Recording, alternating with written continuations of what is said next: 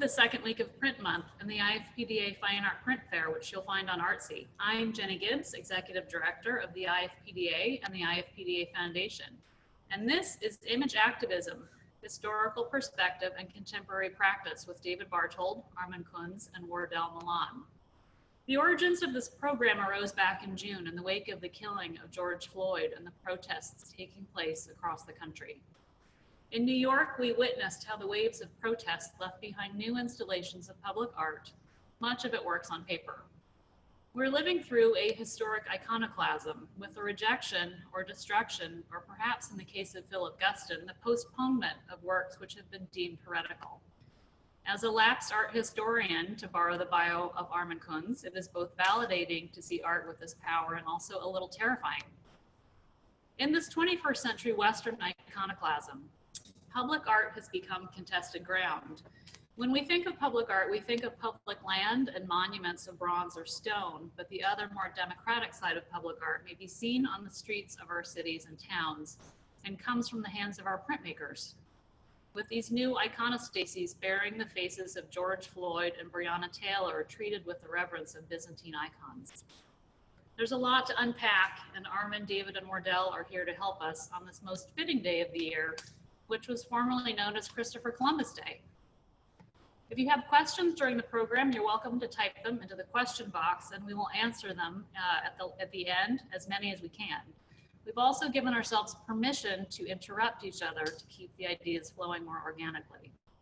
Armin will be laying out some historical perspectives for us, followed by David, who will walk us through his street practice, and then Wardell will take us through the highly charged narratives of his recent work, followed by a Q&A and a conversation which will no doubt cover many things, including the recent postponement of the Philip Guston retrospective. Our first panelist is Armin Kunz. Armin describes himself as a lapsed art historian, specializing in the German Renaissance and Romanticism. He's currently making a living as a print dealer and owns the venerable dealership of C.G. Berner, which was founded in 1826 and could therefore, with a bit of luck, soon be preparing for its bicentennial in 2026. David Barthold is a Brooklyn-based teacher, thinker, artist, activist, and printmaker, among many other things. Wardell Milan is an artist described by Hyperallergic magazine, I love this, as a disruptor of race and sex. He's represented by David Nolan Gallery and Frankel Gallery, and his work is in many collections, including the Art Institute of Chicago, the Brooklyn Museum, the Museum of Modern Art, the Morgan Library, the Studio Museum in Harlem, and the Whitney. His recent suite of editions, The Balcony, was published by IFPDA members Borch Editions. And on Thursday, we have a virtual studio visit with Borch Editions in Copenhagen. And with that, I will pass the baton to Armin. Thank you, Jenny. Thanks for helping to organize this whole thing here.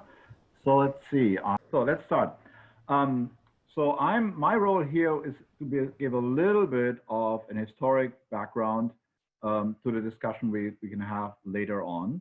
A lot of the artworks that I will show today are woodcuts, and this might hopefully excuse the extreme woodcut-like quality of this brief overview that is trying to sketch out in the most basic manner the origins of what David and Wardell then explore in the here and now.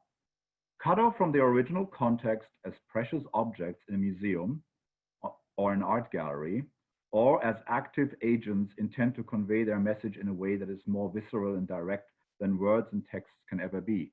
These would be the two different ways, two extreme different ways we can look at images today.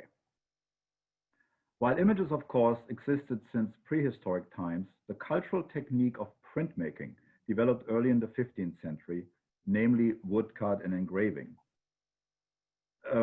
This made it for the first time possible to replicate, or better multiply, an identical image over and over again. This allowed for a far wider availability of images to a wider range of people, thereby only increasing the power of images. It is hardly an exaggeration to say that the beginning of the image-saturated world we live in now coincided with the invention of woodcut and engraving. They mark what is often called the iconic turn. Note the image on the right is actually a print that by David Barthold. We're coming back to that later. I just want to have this as a historic bracket. So on one hand, the image encased and framed on a museum wall on the right, used actively as of very few months ago around the fence of the White House. So let's see. And then I talked about the earliest techniques of multiplying images, the woodcut on the left. We're looking at one of the earliest surviving woodcuts of Western art, probably dated around 1410, 1420. And then the image on the right, a print by David Barthold in situ, and we'll come back to that later. But I think this gives this extreme bracket of something like 6 centuries, which lies between those two images. You note the poor condition of the print to the left. The majority of all woodcuts that survive from the 15th century are known to only one or very few impressions. The reasons for that is that we basically deal here with a technique, a cultural technique, and a product that is new. Prints, as they were originally intended, we can see an example here from circa the 1420s as well, where on the top of the mantelpiece, there is a tiny print of St. Christopher tacked to the wall. So prints were used, and then because of their being used, they were used up. It took at least half a century until prints were not just consumed either as indulgences, as playing cards, as models in artist studios, or as in the case here, as devotional images. What we're seeing is the devotional images shown here is a print of St. Christopher, and that was very, very popular in the 15th century. Christian belief and pagan superstition were still heavily intertwined at the time, and the St. Christopher is probably one of its most famous images. The power that the image is imbued with, in a different, say, for example, ethnographic context, would usually, or you could refer to it as an even totemistic power. And the little quote here on the left shows you what the whole, what the power that people saw in the image of St. Christopher. You see it once a day, and it will hopefully save you from sudden death. The simplicity of the early woodcut enabled its creation with only a limited amount of technical equipment, a smooth plank of wood and a carving knife. Not even a printing press was necessary, since the paper could also be rubbed onto the inked woodblock. Coloring was optional and done freely with a brush or by the use of paper stencils. It is worth pointing this out here and bearing this in mind, since David will later be speaking about how some of his works were done, quote unquote, in the basement, even when the print studio was closed because of the shutdown. Only toward the very end of the first century of the print, years of 1490 or 1500, collectors started to treasure them for their artistic value. And it is therefore fair to say that 15th century prints were generally rare already during Dürer's lifetime. And my favorite example, and everyone who ever heard me talk about early prints will know that I'm always showing this image, is this print. It's an engraving by the Master ES, and it shows a playing card, but a playing card that was never used as a playing card. So the print came out of the press, it preserved its wide margins, and the humanist Hartmann Schädel used that sheet, pasted it into a book, gave it a little decoration, a decorational frame border around it. So since this is not a devotional image, the only reason we can give, or basically we can actually, only reason we can give for this preservation is that it was believed to be considered to be something special, something precious, and something that is worth keeping for its artistic quality alone. That brings us, oh no, and then there are other examples of those very simple woodcuts. I just want to show early woodcuts of the first half of 15th century. But what I'm going to next is the other category, briefly, the other category of prints in the 15th century, and those could usually be referred to as the art print or the Kunstprint, although this is a term that was only coined in the 16th century in the Netherlands. Parallel to those boldly outlined woodcuts, that were often colored by hand were the more sophisticated engravings.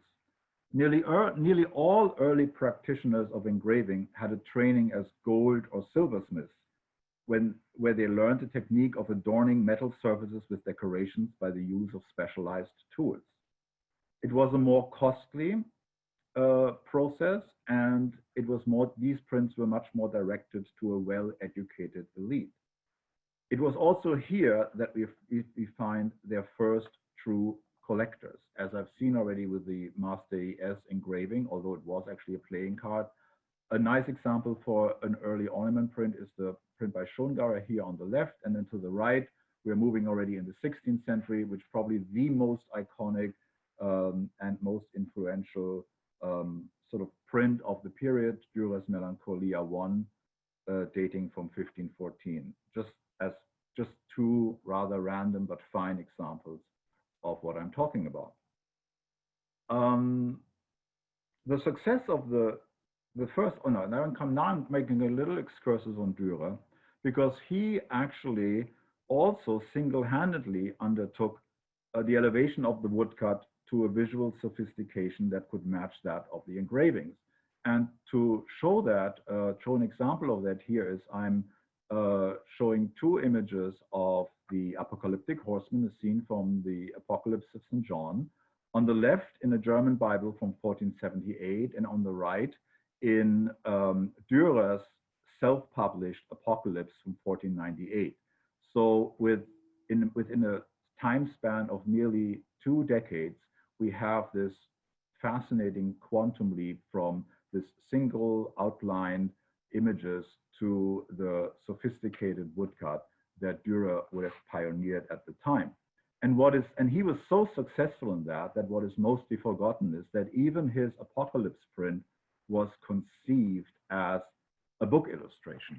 And the success of those images as becoming collector's items was such that most of those books in which they were published were cut up, and that, for example, there are only 2 surviving complete copies of Dürer's 1498 Apocalypse that still survive in its book form. So all of those prints what everyone is familiar with, even in private collections and in museums, originally derived from those kind of books.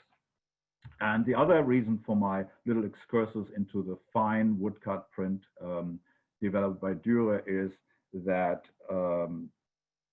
his visual invention was so important and had such an impact that it could even be used in today's street art. Here, an example of Klaus Steck's appropriation of Dürer's woodcut for today.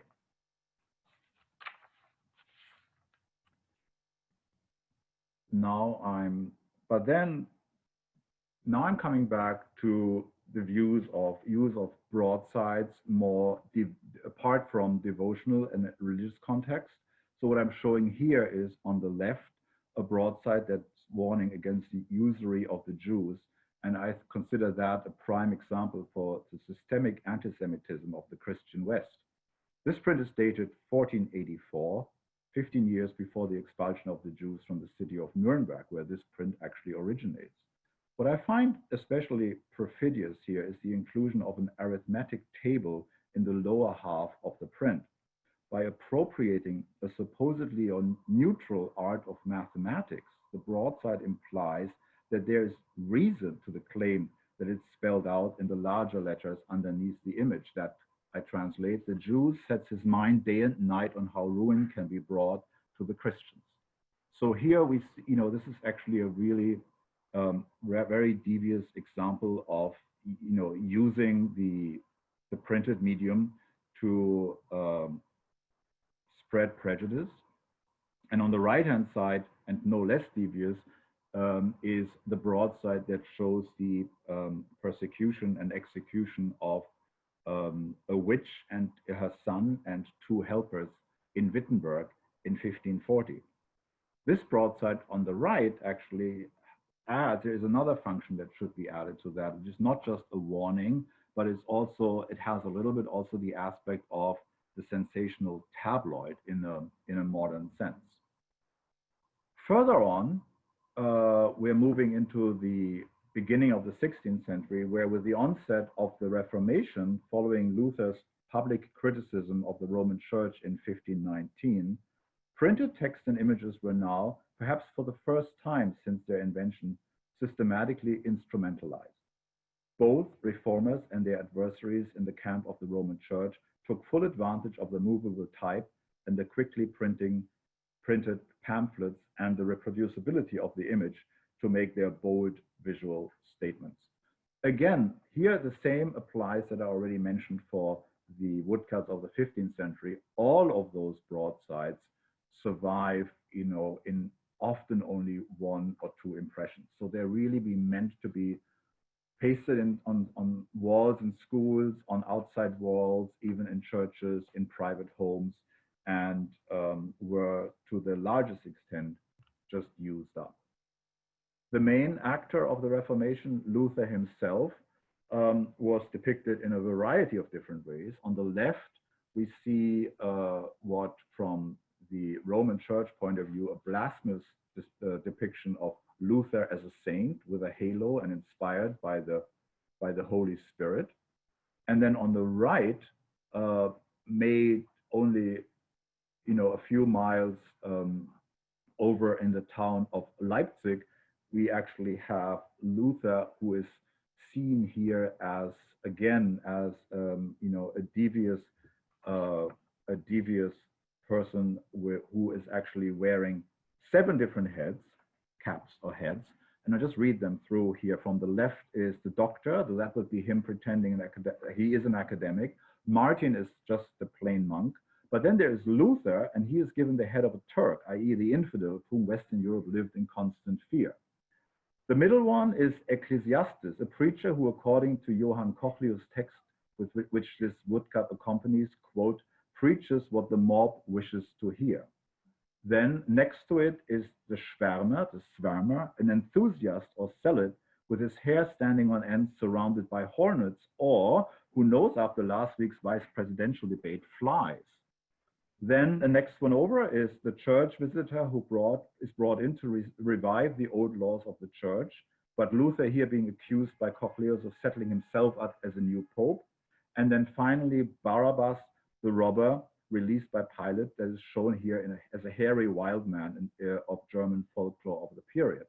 The middle image shows a disfiguration of the Luther print on the left, with a slightly hipsterite beard, but I don't think it's actually really meant as a compliment. There is more of those anti-papal propaganda, and I think it can never be accused of being oversensitive, and it had definitely a penchant for the scatological. On the left, we see the Pope and its cardinals strung up at the gallows, and on the right, the papal belvedere, 2 peasants pulling down their pants and showing their behinds towards the Pope. Lastly, I'm showing the image of so-called devil's bagpipe. What started out as a devil sitting on the clergyman's shoulders has now been fused together. The devil and the monk have become one, and the former placed to the ears and the nose of the latter. And please note the grotesque one-eyed face that forms the creature's abdomen.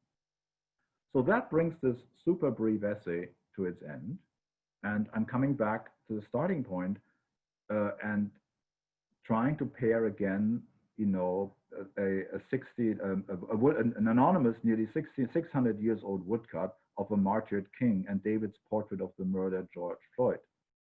A screen print, by the way, that looks like a woodcut was pasted on a wooden fence and is captured here, as should be noted, in an Instagram post, which brings me back to where I started and allows David to take over from here. Thank you. Thank you, Armin. I'd like to begin by sharing my screen and showing, I have a sort of a connection to the tradition that Armin is discussing. If I can just find this, here we go, and we're up, yes. So I actually began my work as a printmaker in Intaglio, and this is I just wanted to note this image because it's a recapitulation of a theme treated by Dürer, the rhinoceros. But my street art actually places me more in the tradition of public posting that you see in the 19th century, in this case in the Morris columns, which are still extant in Paris and other European capitals, as a kind of sanctioned public posting. If you will, I have a way of turning street lamps and other public street furniture into Morris columns of my own with my work. And there's a long tradition of activism associated with street posting. In this case, we're seeing suffragists posting notice of events or manifestos. On the right, we see a man putting up a poster for a theater event, apparently.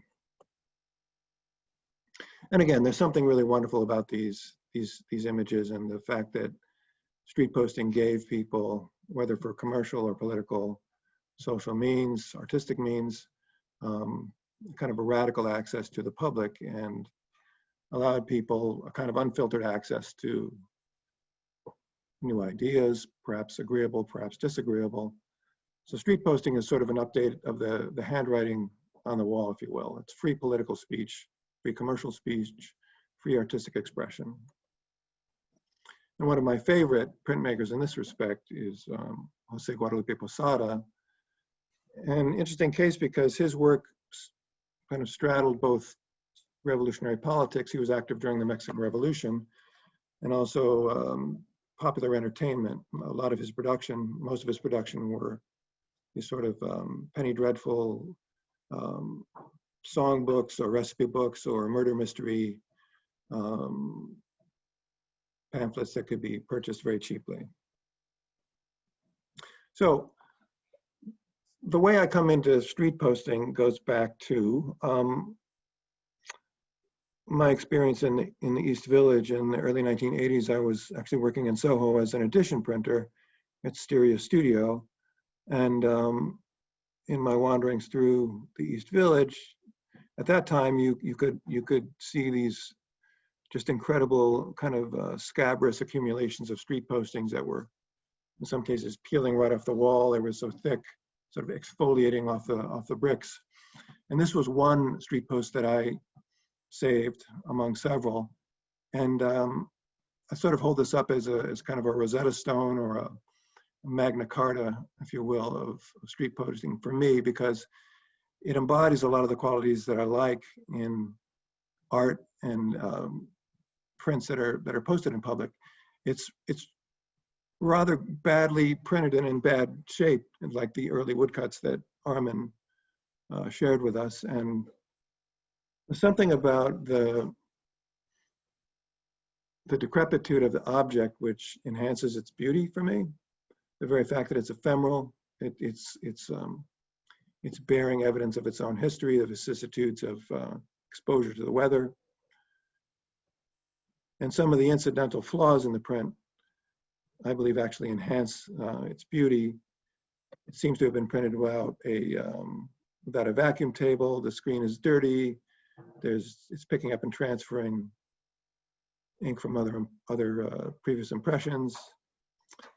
And those of us who do graphic design and illustration know there are filters now and brushes you can purchase to create these effects artificially. But in this case, the flaws are authentic. This being a street post that I put up in Soho and around the East Village in the early 80s. And only recently did I begin to put work up on the street again. As Armin mentioned, during the lockdown, I was working in the basement of the building I live in. The studio I work in was shut down, so we didn't have access. So what you see here is me working on a lino cut on an armchair in our living room, and pulling a print on the right, pulling an impression in the basement of my building on the right. So I found it was possible to kind of regress to the 15th century working conditions and techniques rather quickly and cheaply. For the most part, I was working on newsprint or butcher paper. And here's an example of a post that I put up early in the lockdown on a doorway in Gowanus, titled De Profundus. And upon the murder of George Floyd, I saw a lot of tributes going up on Instagram, and I thought there must be a way that I can add my voice to the protests, and I conceived of a Linoleum Cut, which again you see me working on the left in our living room on an armchair, and this is the work in progress on the right screen. And I printed it up, as you see in this video, in my basement. This is me pulling the first impression.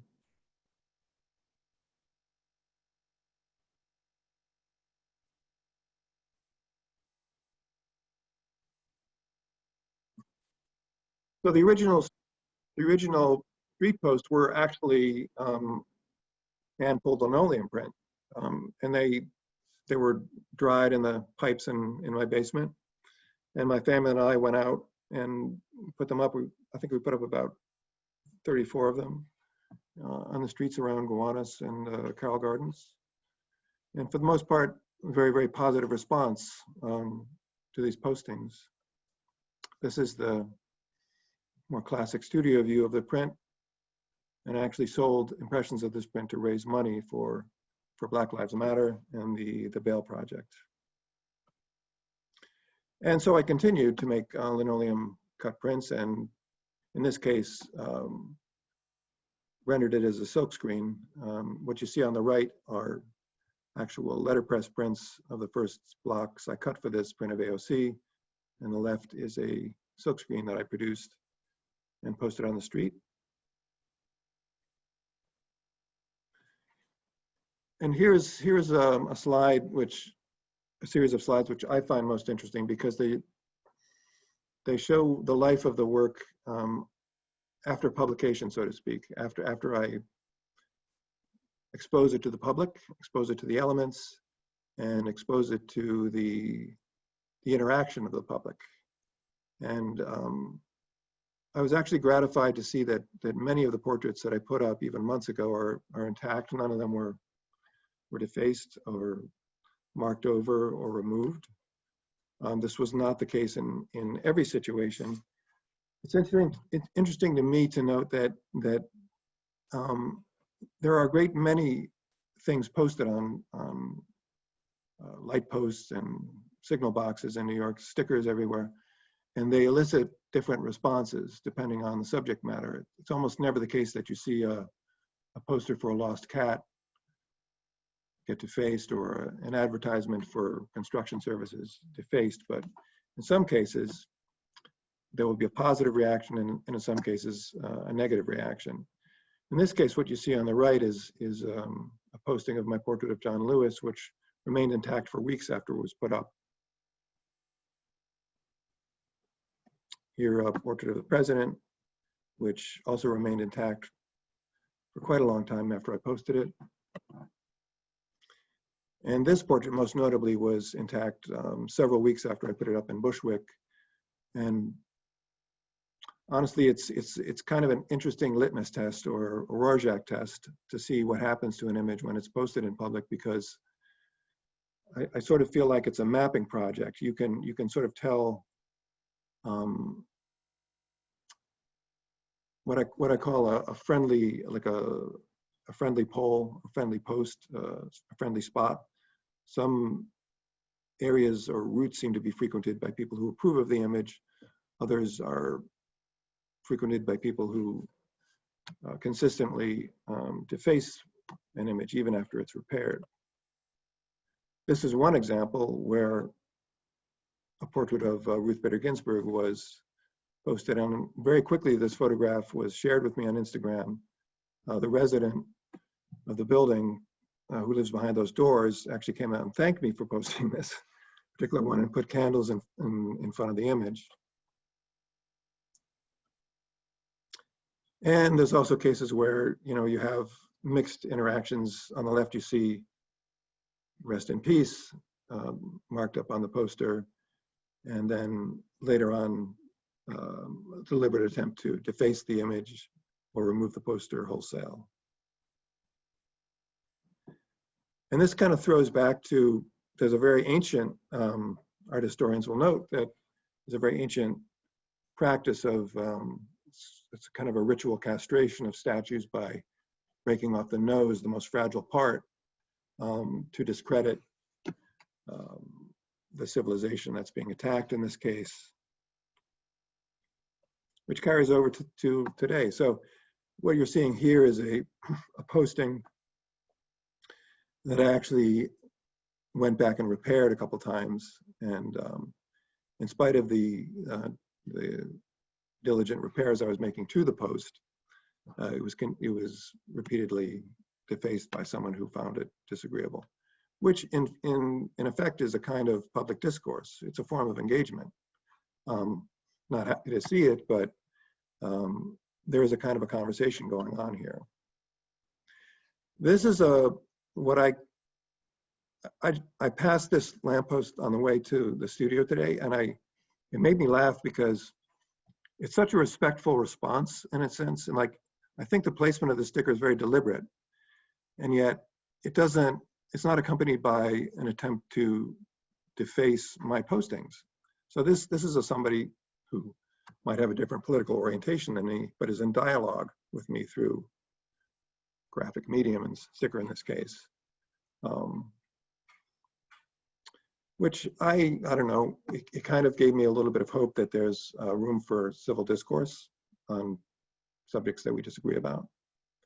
And yeah, so for me, it really is a way of entering the conversation about certain topics that are current in our nation's history, and putting my voice in.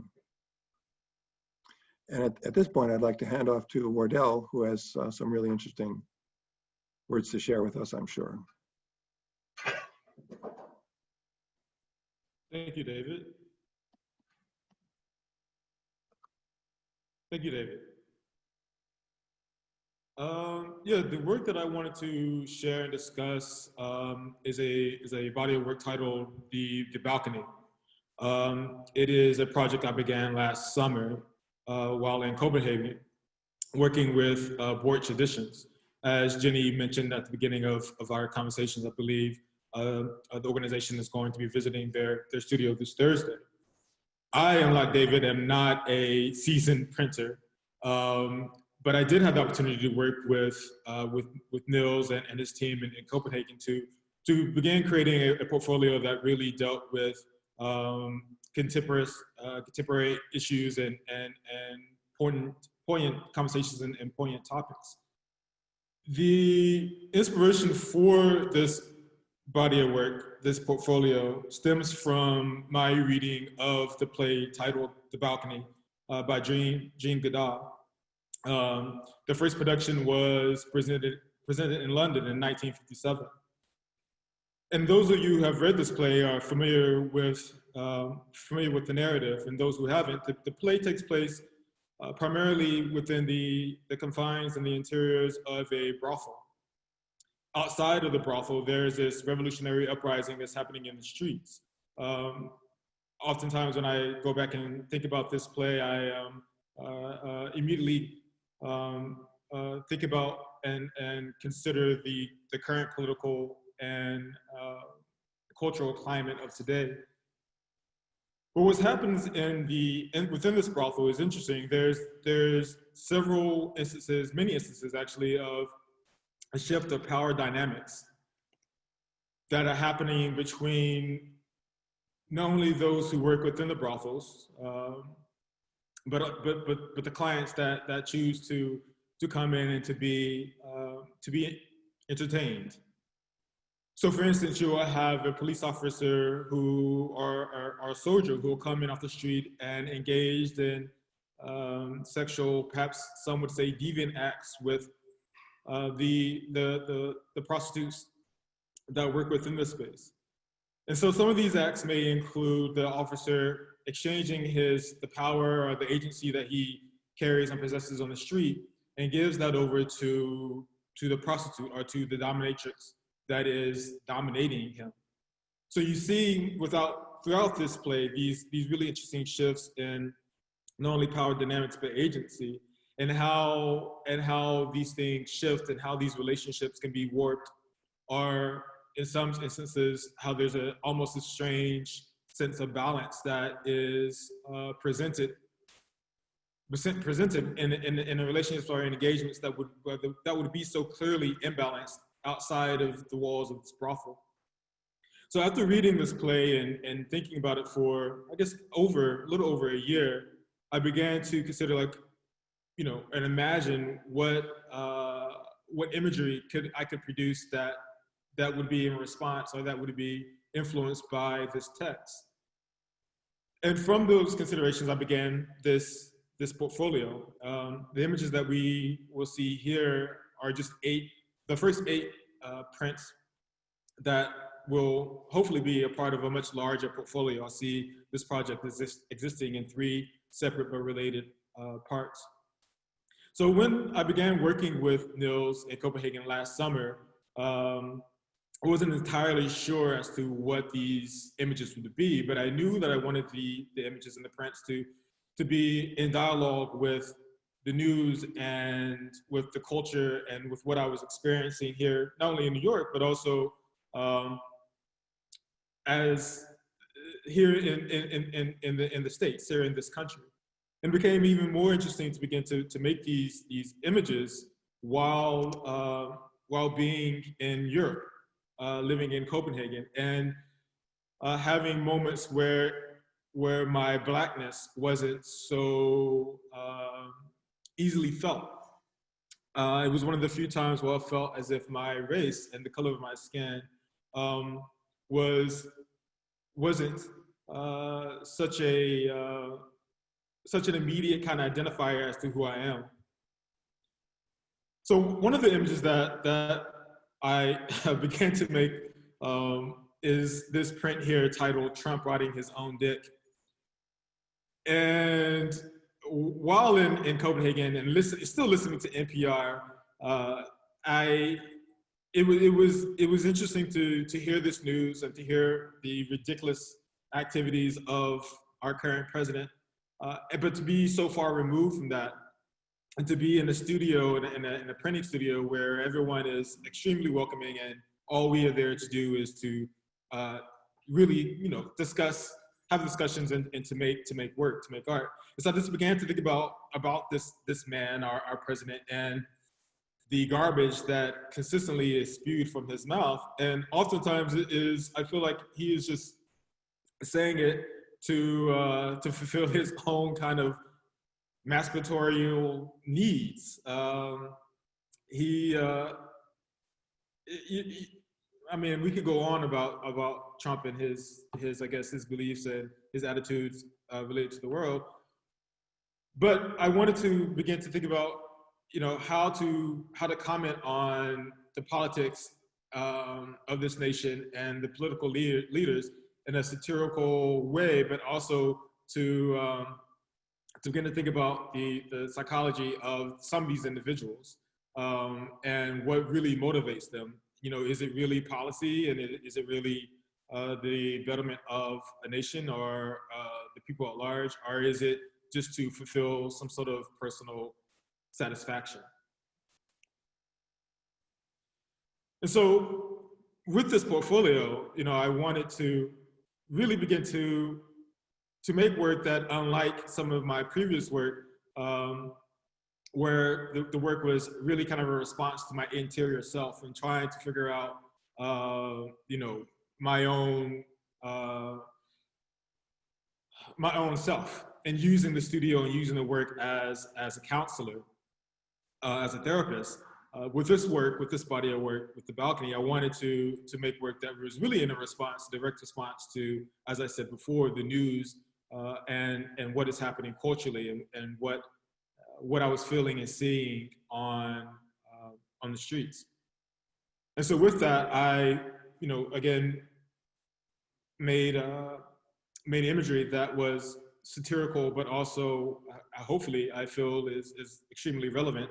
On the left is "Fuck the Klan," where the man who is in Klan's robes is being,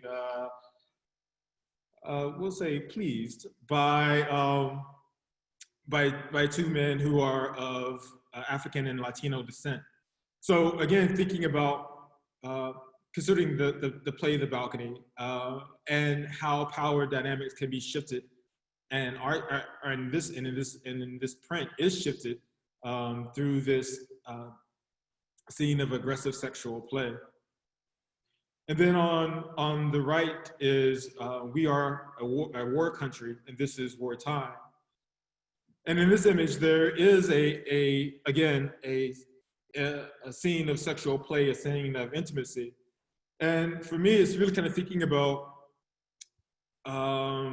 again, the play and how the narrative illustrates how individuals come within, or come and visit this brothel. And within the brothel, there is a celebration of debauchery. There is a celebration of exploring perhaps the deviant side of oneself. There is a sense of safety within the walls of this brothel, while there's a revolution and an uprising happening outside its walls.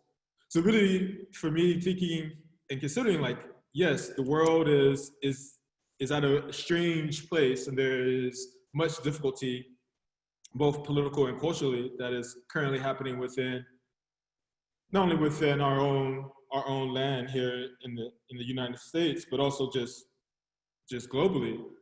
But despite that, we still, as individuals, tap into and want to explore certain levels of intimacy, levels of access, and levels of debauchery, while at the same time having to understand and deal with the complete complexities and uncertainties, extreme uncertainties that we constantly read or see on the news, or are engaged with in a very direct and sometimes violent way on the streets of our sidewalk, streets of our neighborhood. And so that led me to draw and create this print, I'm Not Crazy, Life Is, and just really out of frustration, partly in sitting in Copenhagen at multiple tables and drawing these images on copper plates, and having, you know, this amazing team of master printers aid me in making these images, and just thinking like how fucking crazy life really is, and wanting to make an image that illustrated the interior screams that I was constantly having during this time last summer, and continue to have now. On the left, they have 20 billion irresponsible dollars to spend. And it goes back to kind of what I was saying in the previous slide, as to how life continues to move, how we, as individuals and as masses, continue to participate in moments that bring us joy, moments that bring us access, while at the same time having to deal with these extreme complexities that we are constantly being forced to examine and try to, in some small ways, reconcile. And again, I'm not crazy, life is. So as I was saying, I am not a skilled printer, and it was, and continues to be, a great joy to work with Niels Borch and the Borch Editions to create this body of work and to continue to create this portfolio. And the curious thing for me is to see how not only this portfolio and the images change technically, but also how the narratives of these images and the narrative of the complete portfolio will change as the cultural and political climate, specifically that here of the US, changes after, or doesn't change after November 3rd. So we and I will continue to be excited by this portfolio and how it matures. And so with that, I will stop sharing my screen and bring in my fellow panelists. Thank you, Wardell, for fulfilling my wish of this presentation that would start with jurors, horsemen of the four apocalypse, and end with Trump riding his own dick. That was something I wanted to see. I know you guys all have a lot of questions too, but so one of the things that was popped into my mind during your talk, Wardell, is just sort of thinking about, yesterday we were talking about Morris columns, David's sort of impetus to get into street art with these Morris columns, where you can have these interactive, iterative process of communicating. And I had said flippantly, well, that's sort of what Instagram is today. Instagram are kind of our Morris columns. But then I realized it's really not, because yesterday I was thinking about which one of your works I wanted to post on Instagram, and I wanted to use Fuck the Klan. And I was like, nope, I can't put that up there because I may get blocked, or the censorship that goes with the algorithms and all of this social media. So, you know, it does kind of keep us in our bubble. Have you experienced any of that? Do you guys have thoughts about how we can break out of our bubbles that way? How to break out of our bubbles. I think that, yeah, it's a curious thing about posting something that could be or is controversial on Instagram, particularly when you have such a mixed bag of followers who have obviously different political leanings. But I think that despite, you know, perhaps you may be blocked or lose followers, I do believe that it's important to remain courageous, particularly, you know, during this time. And sometimes being courageous and making work that unfavorable or work that is felt people may seem as inconsequential, you know, that's the part of trying to have I guess, you know, a real voice, and a voice that cuts through some of all of the noise, and really hopefully a voice that speaks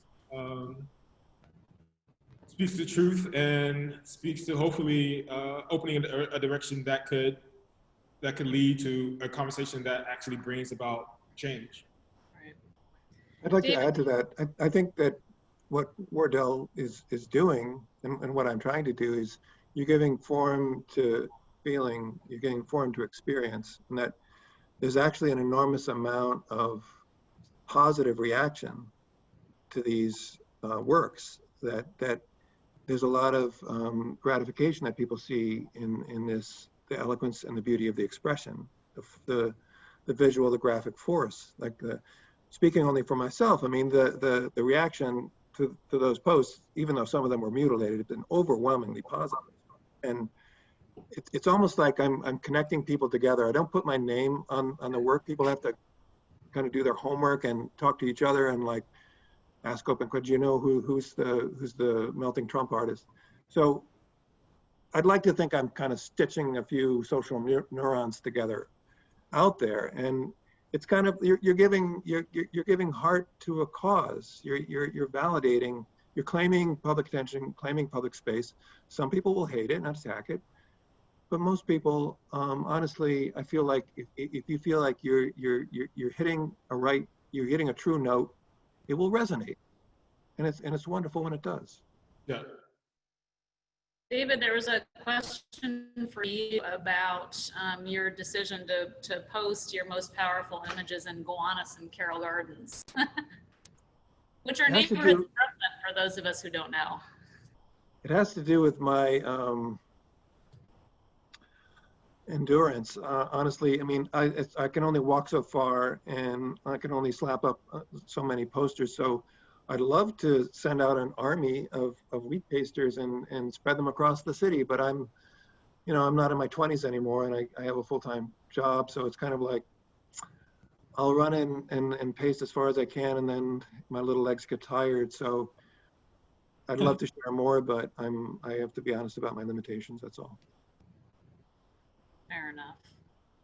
It would be interesting to see how neighborhoods and people would respond to the images, say like in East Harlem or Central Harlem.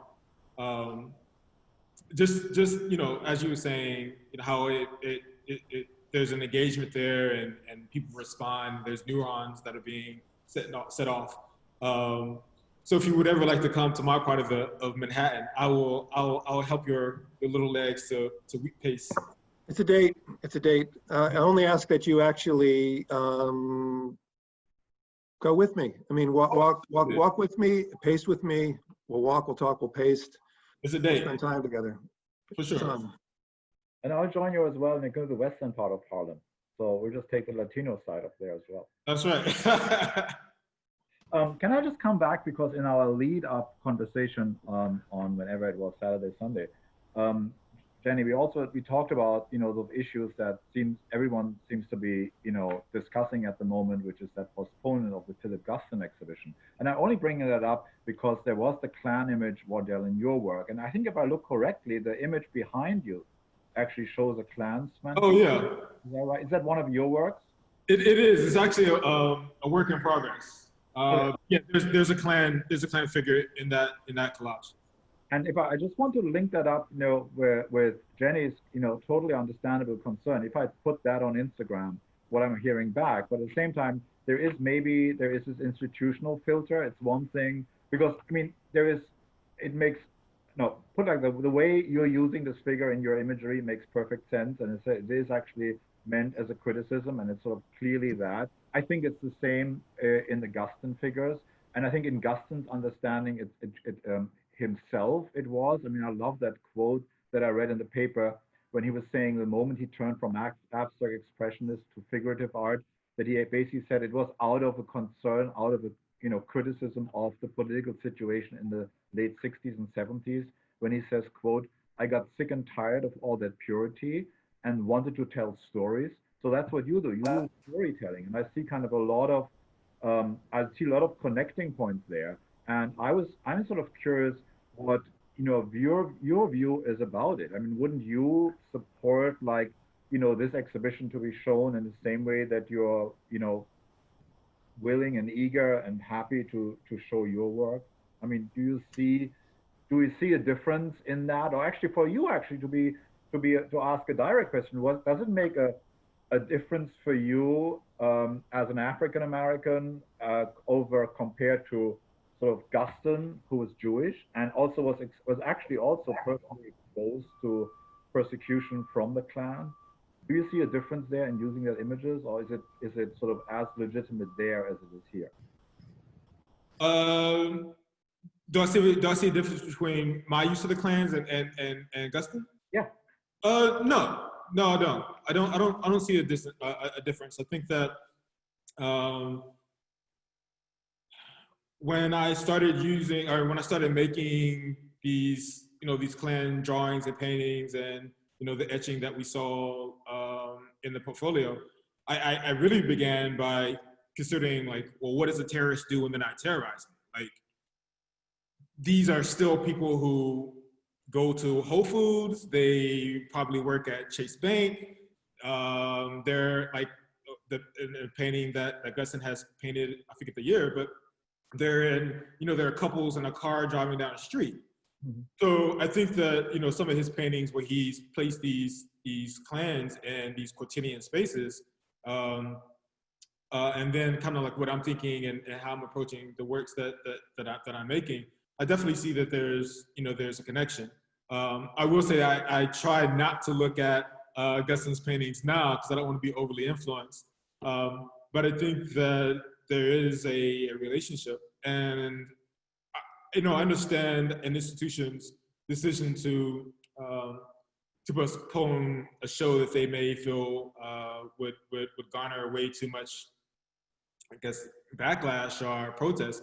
But I think that it's the wrong decision. I feel as if I feel like now is the time to have these types of shows, and I believe it is it's a miscalculation to think that the audiences aren't mature enough or able to have or to see this work and to have a conversation about the work. If it's postponed in 3 years, like, okay, so it happens in 20, whatever that is, but those who are going to have a problem with these paintings are still going to have a problem with the painting. So what are we doing? What's to do? Yeah, I mean, when I was speaking at the beginning about sort of my fear of this iconoclasm, it's as a former museum director, I can recognize the anxiety that this type of exhibition would provoke, obviously. Right. And thinking about like the interaction that's happened with David's work on the street, and you certainly wouldn't want that to happen in your museum. And, you know, immediately we think, well, we worry about, you know, the Proud Boys coming to the museum and doing something scary, but I think that there's probably an equal amount of anxiety about being misinterpreted from the other side as well, and seeing what's happened at the Brooklyn Museum and other places in which, you know, the fear of cultural appropriation, and seeing what happened with Dana Schutz's painting of Emmett Till and the Whitney Biennial, that fear, I think, is provoking self-censorship among these institutions, and that worries me. But I think that that's when the institution has to come in and be not only spaces where work is exhibited and there's, you know, there's a paragraph, two paragraphs of information about the work, but they have to become like true educators. So why not have programming around Dana Schutz painting and talk about Emmett Till and talk about this image, and perhaps have a conversation of who has the agency to speak about certain history. Like, can David, you know, a white man, make a print about George Floyd?